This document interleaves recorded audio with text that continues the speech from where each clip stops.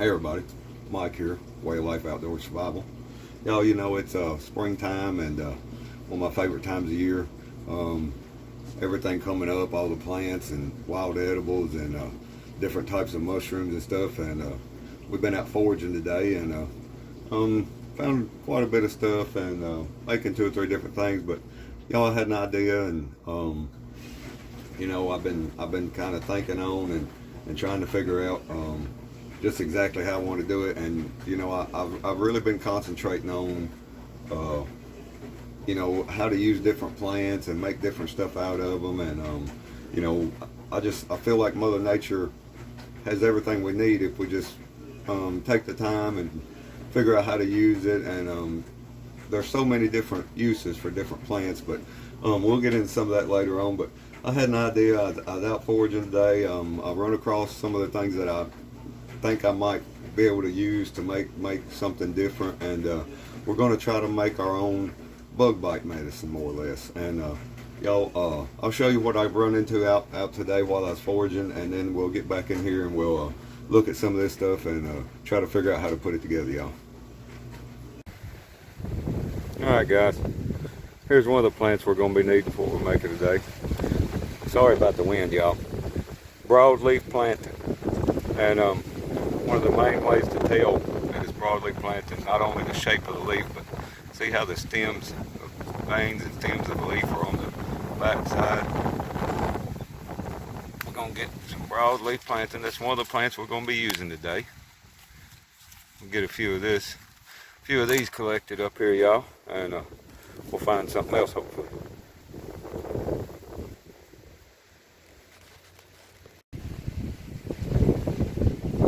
Alright y'all, the wind is terrible, I'm sorry. Next thing we're going to be using, this is plantain also, but this is a narrow leaf version, y'all. You can see how much narrower and longer the leaves are. Then again, look at the stems and the leaves. Look at the veins in the leaves. Just like the other, it's on the back side of the leaf, and that's all. We're going to collect some of this, y'all. Narrow leaf plantain. Alright guys, here's the third and final plant I was looking for. Wild lettuce or prickly lettuce. It's got several different names, and one of the characteristics, the leaf kind of looks like almost like a dandelion leaf, but one of the characteristics is on the back of it you can see little needles. But that's one of the third ones. That was the third plant I was looking for. And another way you can tell, it makes a lactid, y'all. See that white coming out the end of that? It's like nature's opiate, and that's what we're wanting. Is actually has pain killing properties, and that's what we're wanting. So we're going to collect some of this, y'all, and we'll see what we can come up with. Alright guys, y'all seen what we found. We was out foraging today, and now these plants have a lot of different properties, but the only ones we're going to go over today is the ones that's going to be beneficial for what we're using. And what we're going to try to do, y'all, like I said, these plants have different properties, and some of the properties that they have that I'm after today they're good for like bug bites and stings and stuff. And what I'm trying to do is make my own like bug bite balm, like a rub to go on bug bites. But the first plant that we're going to use is a broadleaf plantain. And like I showed you, the shape of the leaf, the stems on the back side of it, the veins in the leaf. And another way you can tell that it's broadleaf plantain is the purple stem. And I don't know if I can get y'all to see this, but the fibers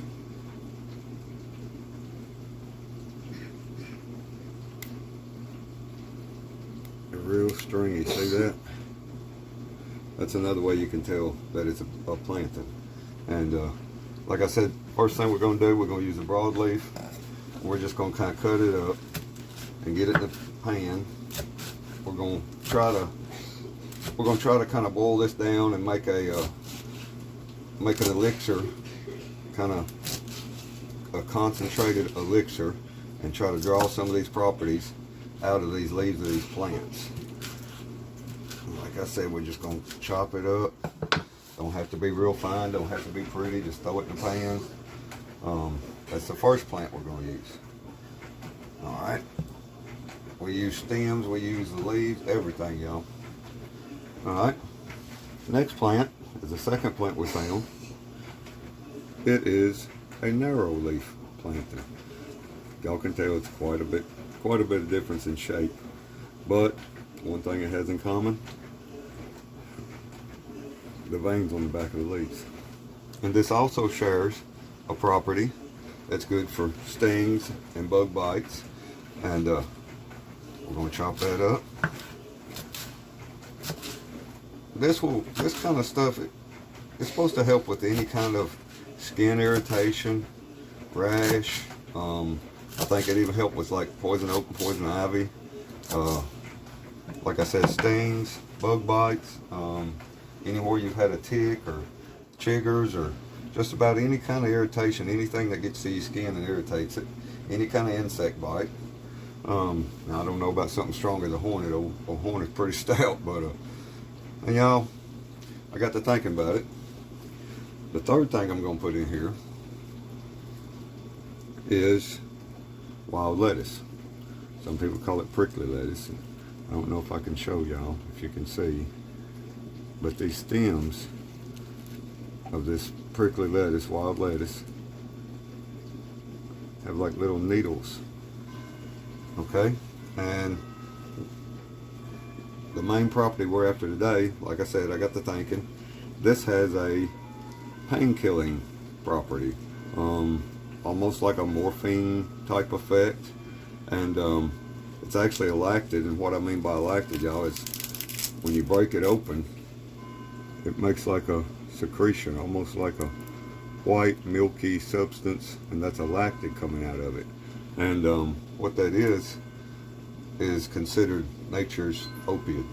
And y'all, it has no kind of addictive values, no kind of harmful effects on your body or anything like that. It's nature's painkiller. And I got to thinking about it. Anything that irritates your skin, or a sting or a bug bite, kind of painful. So we're gonna mix some of this in there, and hopefully we can draw some of that out and have like a numbing effect on your skin when you apply this stuff. And like I said, we're going to try to do it kind of like a balm. I'm going to mix some beeswax in there, and we might add something for scent and just for the smell. Alright, y'all, we got that all in there. That's everything. That's our broadleaf planting, our narrow leaf planting, and our wild lettuce all chopped up together. And y'all, I'm going to put just enough water over that to cover it. That's about all I want, because I want this to be a concentrate. And once I get that going, we'll go from there, y'all. Alright, y'all, as you can see, I've got that all cut up. Just enough water to cover the top of it. We're going to heat that up, let it start boiling. And while we're doing that, I'll show you some of this other stuff. I've got this is my turkey tail tonic, my turkey tail mushroom tonic I'm making, which y'all seen this before. And I've got some more dandelion blooms going for dandelion honey. What a day of foraging, right?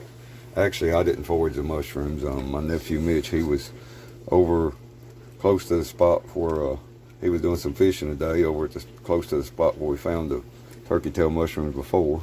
And he stopped by there and he called me and he said, hey, I got a bunch of these. And he brought them over, and we're going to make us some medicine out of it, y'all. Alright, we're going to let this stuff boil and we'll see how it turns out. Alright, guys.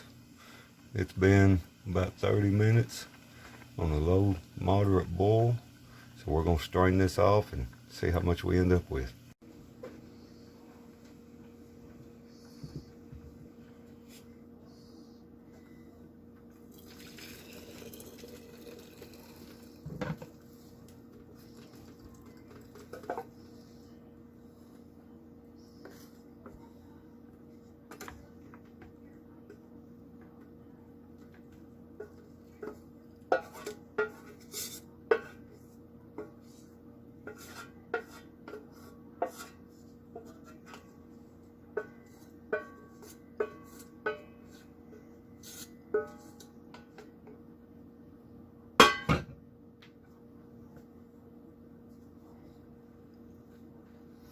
Smells kind of like green beans.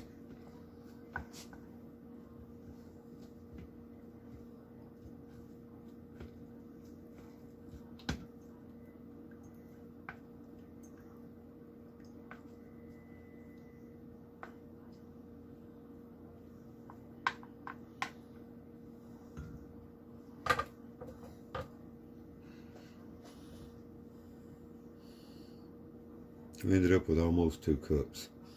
We're not going to need near that much, but anyway. All right, now we're going to strain it one more time back into the pan.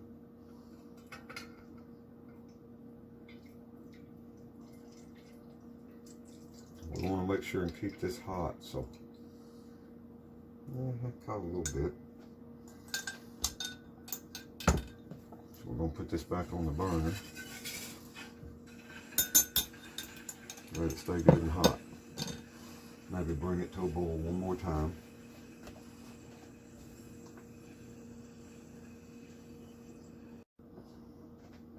Alright guys, I got it's a beeswax gel.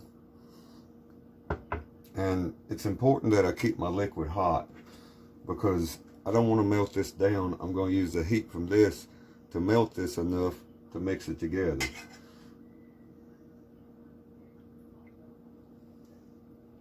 But you're going to have to do this a little bit at a time until we get the consistency we want.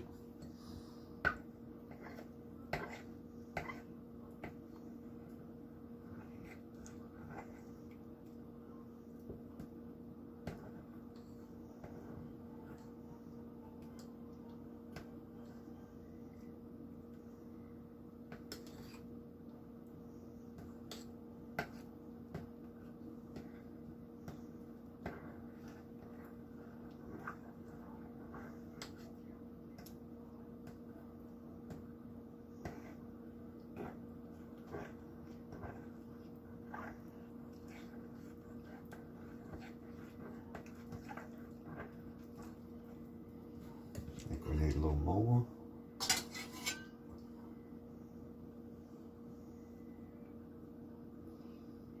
Now we'll get this stirred up, see how it does, y'all. It's getting there, y'all. I am going to add, I want a little bit of citrus in this. I am going to add a little bit of, I don't have any lemon juice, but lime juice. And I tell you what, just for the scent of it, we're going to add just a few drops of peppermint oil or peppermint extract. And, you know, peppermint also kind of repels bugs and stuff like that. So, at least maybe when you're wearing this, it'll keep other bugs off of you just from the peppermint. It's going to be a pretty good smell. All right, y'all, we're going to add a little bit more beeswax, thicken it back up a little bit. All right, guys, we got it mixed up. Now, I didn't know how I was going to store it. I was going to get some little glass jars, but I couldn't find any last minute notice. So what I'm going to do, y'all, I got these little cupcake papers. I'm going to fill them just about half full. That way I can fold the top of the paper down around it. And you can put them in any other kind of container later on, Ziploc baggies or whatever.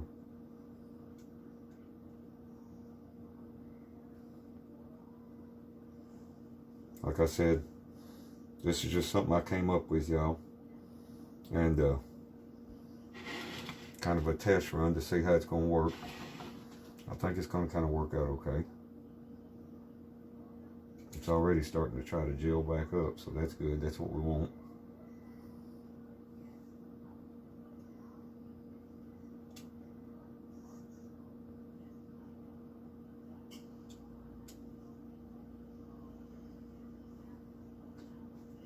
All right, y'all, I'm gonna get these filled up. All right, y'all, got them in there. They're already starting to set up, so we're just gonna let them cool a little bit and see what they do, y'all.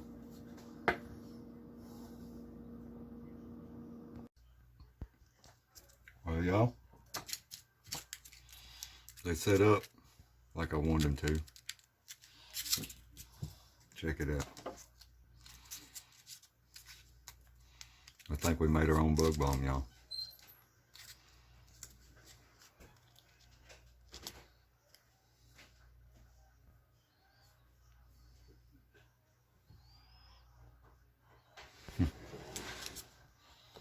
Got kind of a, you can smell a hint of the lime. You can smell the peppermint and kind of the plant extract.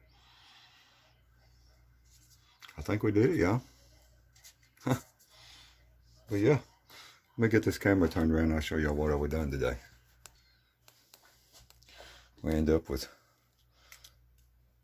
12 of those. And I'm going to probably get some glass jars the next time I make this and put it in with tops where to seal. But this was a test run, y'all. Like I said, first time I done this, just something I've been wanting to try. And I think it turned out okay. Then we ended up with seven quarts of the turkey tail mushroom, 2 pints of dandelion honey, and we still got a half a pint of the extract that we put in the bug balm. But anyway, y'all, I don't think that's a bad haul. About a half a day's work, you know. Y'all, I'm telling you, I think that stuff's gonna be all right. But anyway, y'all, half a day of foraging and some prep work and processing, and that's what we ended up with. But anyway, I just want to tell you I appreciate you watching. If you would, please like and subscribe, and we'll see y'all next time.